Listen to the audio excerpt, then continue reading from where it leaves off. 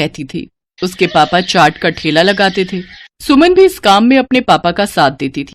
पापा ये लो, सारे गोलगप्पे भी तैयार हो गए और पानी भी बना दिया, बस मीठी चटनी आप बना लो, मैंने हरी चटनी बना दी है। सुमन बिटिया, सारा काम तो तूने ही कर दिया। तू तो मेरी आदत खराब कर रही है बेटी। कुछ दिनों में तू ससुराल चली जाएगी तो तेरे बिना काम में बिल्कुल मन नहीं लगेगा। तेरी बहुत कमी खलेगी बिटिया। बस रो दिए। सुमन, अब तू ही अपने पापा को संभाल, थोड़ी थोड़ी देर में मन भारी कर लेते हैं। पापा, मैं आपको छोड़कर कहीं नहीं जाऊंगी, मुझे ये शादी नहीं करनी, मैं भी आपके और माँ के बिना नहीं रह पाऊंगी। पापा नहीं बिटिया, ऐसे नहीं कहते। बेटियों को अपने ससुराल जाना ही होता है। केशव बहुत अच्छा लड़का है, तो ससुराल में बहुत खुश रहेगी। सुमन की शादी सूरत में तय हो गई थी। 1 महीने बाद सुमन की शादी थी, इसीलिए सुमन अपने माता पिता से दूर दूसरे शहर जाते थोड़ा उदास थी। सुमन बड़ी थी और एक छोटा भाई था जो अभी पढ़ रहा था। धीरे धीरे 1 महीना बीत गया और सुमन की शादी का दिन आ गया। सुमन के माता पिता उसे राजी खुशी डोली में विदा करते हैं। शादी के बाद सुमन दिल्ली से सूरत अपनी ससुराल आ जाती है। सुमन का पति केशव एक गैराज में गाड़ियों की मरम्मत करता था। सुमन समझदार थी, उसने आते ही पूरे घर को संभाल लिया। बस बहू, मैं और रोटी नहीं लूंगी, केशव को दे दे। बस एक ही रोटी देना, पेट में बिल्कुल भी जगह नहीं है। इतना स्वादिष्ट खाना बनाया है बहू कि मैं एक रोटी भूख से बढ़कर खा गई। कहा माँ जी, 2 निवाले की एक रोटी होती है मेरी छोटी छोटी। अब मैं आ गई हूँ ना, तो रोजाना आपको ऐसे ही गरम गरम मेरे हाथ का बना भोजन खाना होगा, कोई बहाना नहीं चलेगा। हमारे तो भाग्य खुल गए बहू, जो तुम हमारे घर में बहू बनकर आई। जीती रहो। सुनिए, मैंने आपका टिफिन पैक कर दिया है, ये लीजिए, बस मैं 2 मिनट में आई। अब ठीक है, मैं बाहर तब तक मोटरसाइकिल निकालता हूँ। माँ जी, और क्या क्या राशन लाना है? बस यही बहू जो लिखवाया है, बाकी तुम अपने लिए जो चाहो खरीद लेना। ठीक है, मैं थोड़ी देर में लौटती हूँ। सुमन केशव के साथ मोटरसाइकिल पर बाजार चली जाती है। सुमन, कहो तो गैराज बाद में चला जाऊंगा। तुम अकेले घर सामान लेकर कैसे जाओगी? अरे आप चिंता मत करो, मैं ऑटो ले लूंगी। केशव सुमन को बाजार में छोड़कर गैराज जाने लगता है। तभी उसकी मोटरसाइकिल के आगे कहीं से एक पत्थर आ जाता है।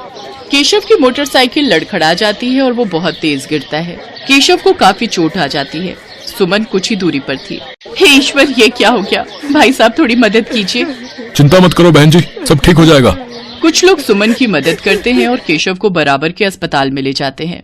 डॉक्टर केशव का इलाज करता है। कुछ देर बाद केशव को आराम मिलता है। ज्यादा गंभीर चोटें तो नहीं थी, पर केशव के पैर की हड्डी टूट गई थी।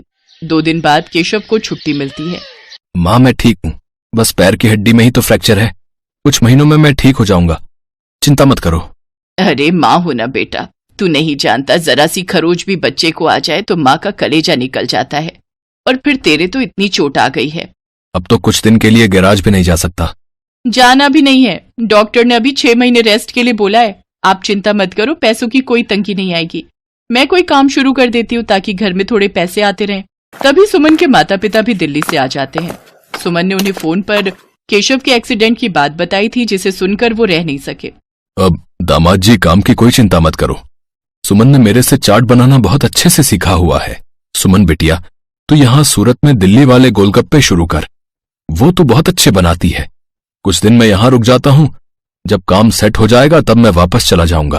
हाँ पापा, ये ठीक रहेगा। दिल्ली वाले गोलगप्पे यहाँ बहुत अच्छे चलेंगे।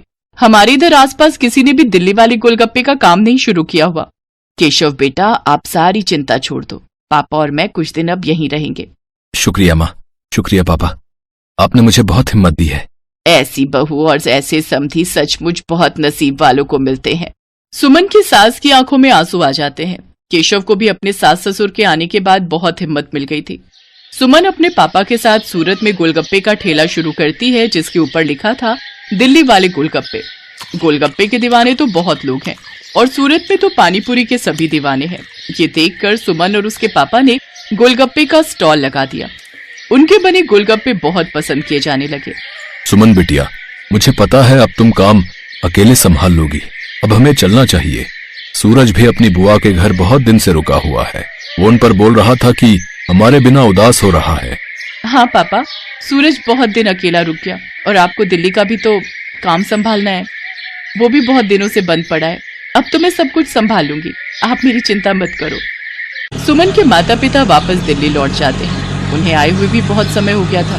अब सुमन अकेले ही रोजाना गोलगप्पे का ठेला लगाने लगी। वो रोजाना सुबह उठकर गोलगप्पे और बाकी का सामान तैयार करती और बाजार निकलती। कुछ भी कहो सुमन दीदी, आपके गोलगप्पे का जवाब नहीं है। हम सारी सहेलियां रोजाना शाम को स्पेशली मार्केट आपके गोलगप्पे खाने के लिए आती हैं। हाँ सुमन दीदी, ये तो सच है, बहुत टेस्टी गोलगप्पे होते हैं आपके, साथ में खट्टा मीठा पानी, बहुत बढ़िया बनाती हो आप। बस आप सब ग्राहक तारीफ कर देते हो, मुझे काम करने में और प्रेरणा मिलती है। ये लो, इसी बात पर 2 गोलगप्पे फालतू खाओ। सुमन रोजाना ऐसे ही शाम के समय बाजार में ठेला लगाती थी। धीरे धीरे सुमन के गोलगप्पे पूरी सूरत में फेमस होने लगे। अब तो उसे शादियों और पार्टी के भी ऑर्डर मिलने लगे। इस काम में सुमन की सास भी उसकी मदद करती थी। कहीं भी शादियों और पार्टी के ऑर्डर मिलते तो सुमन अपनी सास के साथ जाती और वहां पर अपना स्टॉल लगाती। स्टॉल पर दिल्ली वाले गोलगप्पे लिखा देखकर लोगों की भीड़ सबसे पहले वहीं पर टूटती थी। बहुत अच्छे पैसे कमा लिए सुमन ने।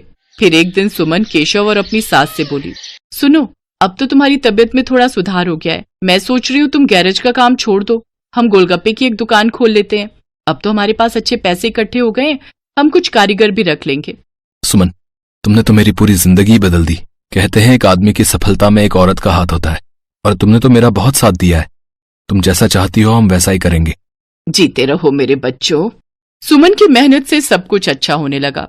केशव और सुमन बाजार में किराए पर एक दुकान ले लेते हैं, जहां पर वो अपने साथ साथ कुछ कारीगर भी रखते हैं जो इस काम में उनकी मदद करते थे। कहते हैं परिस्थितियां तो जीवन में आती जाती रहती हैं। परिस्थितियों से डरकर नहीं, बल्कि परिस्थितियों का मुकाबला करके ही जीवन को सरल बनाया जा सकता है।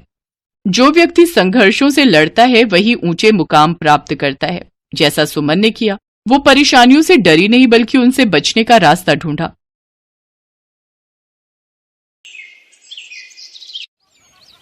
अरे भाई, कैसे दिए गोलगप्पे? 50 रुपए की प्लेट है। और एक प्लेट में कितने गोलगप्पे? 6 गोलगप्पे होंगे। और कितने? अरे बाप रे बाप, 50 के 6 गोलगप्पे, इतने महंगे। तभी सोचो तुम्हारी दुकान में भीड़ क्यों नहीं है।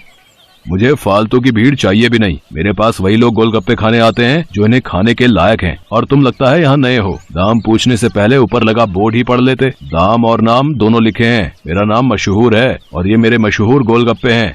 एक एक गोलगप्पा इतना करारा है कि तोड़ो तो आवाज 1 किलोमीटर तक सुनाई दे। और पानी जैसा ग्राहक चाहे, पूरे 10 तरह की वैरायटी है मेरे पास पानी की। और ये देखो, ये है मेरे गोलगप्पों की असली जान, मेरा ये खास मसाला। हाँ हाँ, ये सब तो ठीक है, पर फिर भी 50 रुपए वाकई बहुत ज्यादा है। दाम तो यही है और यही रहेगा। अब तुम देख लो कि तुम मेरे गोलगप्पे खाने के लायक हो या नहीं। अरे ये क्या बात हुई, तुम ऐसे बात करते हो अपने ग्राहक से? नहीं, ग्राहक से तो नहीं, पर जो फालतू मेरा वक्त बर्बाद करे उससे मैं ऐसे ही पेश आता हूँ। चलो अब आगे बढ़ो और कोई सस्ता गोलगप्पे का ठेला ढूंढो। मशहूर ऐसा ही था। ये बात तो 100% सच थी कि वो गोलगप्पे बहुत ही अच्छे बनाता था, लेकिन इस बात पर उसे घमंड भी बहुत था। मशहूर का मानना था कि उसके पास हुनर और किस्मत दोनों का साथ है, इसीलिए उसे पूरा यकीन था कि उसका काम कभी मंदा पड़ ही नहीं सकता। और वास्तव में ऐसा हो भी रहा था। मशहूर के पास भले ही ग्राहक कम थे, लेकिन उनसे ही वो अच्छा खासा मुनाफा कमा लेता था। फिर कुछ दिनों के बाद, हाँ भाई, लाओ जरा गोलगप्पे तो लगाना। अरे तुम फिर से आ गए। रेट कम नहीं होंगे, पहले ही बता रहा हूँ। हाँ हाँ, मैं तुमसे कम करने को कह भी नहीं रहा हूँ। ऐसा करो, सिर्फ मुझे नहीं, इन सबको भी गोलगप्पे खिलाओ और इन सबके पैसे मैं दूंगा। पगला गए हो क्या? अब ऐसा करो, पहले पैसे रखो मेरे सामने, फिर बात करना। तुम भी ना बड़े शक्की हो। ये लो, ये रखे तुम्हारे पैसे। इतना कहकर सूरज ने पूरे 2000 रुपए मशहूर के सामने रख दिए। सूरज अपने साथ जिन लोगों को लेकर आया था वो देखने में ही गरीब लग रहे थे। मशहूर ने सभी को गोलगप्पे खिलाए, जिसके पैसे सूरज नहीं दिए। फिर सबके जाने के बाद, क्या बात है भाई, कोई लॉटरी वॉटरी लग गई है क्या? अभी तो नहीं लगी, पर जल्दी लगने वाली है। क्या मतलब? तुम्हें कैसे पता कि लॉटरी लगने वाली है तुम्हारी? क्योंकि निरंजन बाबा ने मुझसे ऐसा कहा है। वो बहुत ही बड़े सिद्ध बाबा है। उन्होंने मुझसे कहा है कि मैं जितने लोगों का पेट भरूंगा, वो भी बिना उनसे कुछ लिए, मेरी लॉटरी लगने के उतने ही चांसेस बढ़ जाएंगे। तुम भी निरे उल्लू हो भाई, हैं? बाबा जी ने तुम्हें गरीबों को खाना खिलाकर कुछ भला काम करने को कहा होगा। जितने पैसे तुमने मेरे गोलगप्पे खिलाने में खर्च किए, उतने में तो तुम पूरा भंडारा कर सकते थे। मैं जानता हूँ, पर मुझे इन लोगों को कुछ ऐसा खिलाना था जो इनके बस के बाहर हो। खाना तो कोई ना कोई इन्हें खिलाई देता होगा, पर तुम्हारे गोलगप्पे वो इनके नसीब में कहाँ से आते। और बाबा जी ने मुझसे यही तो कहा था कि जाकर किसी का नसीब बदलो, तो मैंने बदल दिया। अब देखना, मेरी लॉटरी जरूर लग जाएगी। मशहूर और सूरज बात कर ही रहे थे कि तभी सूरज का फोन बजने लगा। हेलो, हाँ भाई, क्या क्या तू सच बोल रहा है? सच में? ओ वाह वाह वाह भाई, मजा आ गया भाई, मजा आ गया। तू वहीं रुक, मैं बस वहीं आ रहा हूँ, वहीं आ रहा हूँ मैं। हाँ। अरे अरे क्या हो गया, कहाँ भागे जा रहे हो? मेरी लॉटरी लग गई भाई, वो भी पूरे 10 लाख की। शुक्रिया भाई, शुक्रिया यार, बहुत शुक्रिया यार, सच में तुम्हारे गोलगप्पों की वजह से ये सब हो पाया। अच्छा अब मैं चलता हूँ, मैं फिर आऊंगा और अगली बार और ज्यादा लोगों को लेकर आऊंगा, तुम तैयार है ना? इतना कहकर सूरज वहां से चला गया, लेकिन मशहूर को सोचने पर मजबूर कर गया। मेरे गोलगप्पे ऐसा भी कर सकते हैं, मुझे तो पता ही नहीं था। अगर मुफ्त में मेरे गोलगप्पे खिलाकर इस लड़के की किस्मत खुल सकती है तो फिर मेरी क्यों नहीं। हाँ, अब से मैं भी लोगों के नसीब बदलूंगा। अब वो नहीं, बल्कि मैं खुद अपने गोलगप्पे लोगों को फ्री में खिलाऊंगा। अगले दिन मशहूर ने सबसे पहले अपने लिए एक लॉटरी का टिकट खरीदा और फिर उसके हाव भाव बिल्कुल ही बदल गए। साथ ही उसकी दुकान का बोर्ड भी अब गोलगप्पों की कीमत की जगह पर लिखा था बिल्कुल फ्री। मतलब वो सच में अब लोगों को मुफ्त में गोलगप्पे खिला रहा था। साहब, कभी सपने में भी नहीं सोचा था कि आपकी दुकान में खड़े होकर गोलगप्पे खा सकूंगा। भगवान आपका भला करे, आपकी खूब तरक्की हो, आप जो चाहो वो सब आपको मिले, मैं भगवान से यही प्रार्थना करूंगा। मशहूर को पहली बार किसी ने ऐसा कुछ कहा था। मशहूर को बहुत अच्छा लगा, लेकिन अब भी मशहूर के दिमाग में उसका खुद का फायदा पहले था। उस दिन अपने बनाए हुए सारे गोलगप्पे मुफ्त में खिलाने के बाद वो फौरन लॉटरी ऑफिस पहुंचा। मशहूर चंद, हाँ मुबारक हो, आपको इनाम मिला है पूरे 10,000 का। क्या सिर्फ 10,000? और पहला इनाम तो 10 लाख का था। हाँ तो वो पहला इनाम भी तो है। आपकी किस्मत इतनी भी अच्छी नहीं है, शुक्र मनाइए कि 10,000 तो मिले। मशहूर इनाम के 10,000 लेकर अपने घर वापस आ गया। वो उदास था और नाराज भी। क्या हुआ जी, लॉटरी लगी क्या? लगी भी और नहीं भी, ये देखो 10,000 मिले हैं। अरे वाह, तो फिर आप उदास क्यों? आपको तो खुश होना चाहिए ना। अरे पर 10,000 से क्या होता है, इतने में तो 4-5 दिनों में अपनी दुकान से ही कमा लेता हूँ। उस लड़के को तो पहला इनाम मिला था, वो भी पूरे 10 लाख का, और उसने तो इतने कम गोलगप्पे खिलाए थे। मैंने तो अपने सारे गोलगप्पे मुफ्त में खिला दिए, फिर भी मुझे क्या मिला और उसे क्या मिला? ओफो, ये सब क्यों सोच रहे हो आप? आपने जितने भी गोलगप्पे मुफ्त में खिलाए उनकी लागत तो निकल गई ना, बोलो। हाँ, उससे तो ज्यादा ही हैं ये पैसे। तो फिर आपको नुकसान थोड़े ही हुआ है जो ऐसे मुंह लटका कर बैठे हो। 4-5 दिनों में जितना कमा पाते वो एक ही दिन में मिल गया, ये कम है क्या? मशहूर को अपनी पत्नी मोहिनी की बात ठीक लगी और उसने अपना इरादा और पक्का कर लिया। उसने आगे भी लोगों को फ्री गोलगप्पे खिलाना जारी रखा और हर रोज लॉटरी का टिकट खरीदना भी, कभी कम तो कभी ज्यादा, लेकिन हर रोज मशहूर का कुछ न कुछ इनाम जरूर निकलता था, जिससे मशहूर का हौसला और भी मजबूत होने लगा। इसके साथ ही मशहूर को अब ये सब करने में बहुत खुशी भी मिल रही थी। हर रोज लोगों के मुस्कुराते चेहरे उसकी दुकान से लौटते थे। उसके गोलगप्पे न जाने कितने मायूस चेहरों की मुस्कान बन रहे थे। फिर एक दिन, अरे मशहूर भाई, ये क्या है? ये कमाल कब से हो गया? बस तुम्हारे जाने के बाद से ही। लेकिन माफ करना भाई, अब तुम फ्री में गोलगप्पे नहीं खिला पाओगे किसी को, क्योंकि ये काम अब मैं करता हूँ और लॉटरी भी मेरी ही लगती है। हाँ, तुम्हारे जितना बड़ा इनाम तो नहीं लगा अब तक, पर मुझे उम्मीद है कि कभी न कभी वो कमाल भी हो ही जाएगा। मशहूर की बात सुनकर सूरज मुस्कुरा दिया और उसने अपनी जेब से अपना विजिटिंग कार्ड निकालकर मशहूर को दिया और उससे बोला, कोई बात नहीं, ये मेरा कार्ड रख लो। अब लॉटरी का टिकट जब भी खरीदना हो तो बस मुझे फोन कर देना, ऑफिस तक आने की जरूरत नहीं पड़ेगी।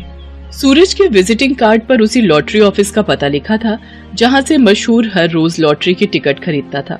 असल में वो ऑफिस सूरज का ही था और उसी की वजह से हर रोज मशहूर का कोई न कोई इनाम जरूर निकल रहा था। कार्ड देखते ही मशहूर सारी बात समझ गया।